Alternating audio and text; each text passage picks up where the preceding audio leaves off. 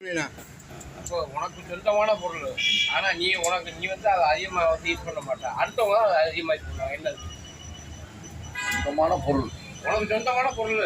நீ அதிகமா யூஸ் பண்ண மாட்ட. அடுத்தவங்க தான் யூஸ் பண்ணுவாங்க. அது என்னது? தண்ணியா?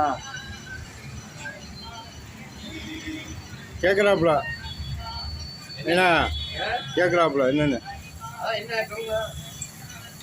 தண்ணியான்னு கேட்குறேன். தண்ணியா? அது தெரிஞ்சாதான் சொல்லிடுவாரா? ஏன் இவ்வளோ நேரம் நிற்கிறேன்.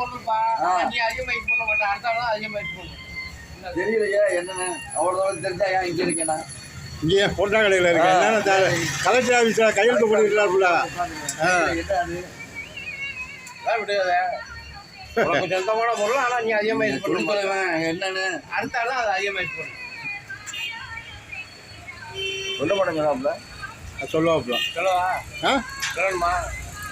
இல்லை மேக்ஸிமம் என்னன்னு சொல்லுங்களேன். நாங்களாக கண்டுபிடிச்சிடறேன். ஏதாவது உன் பேரு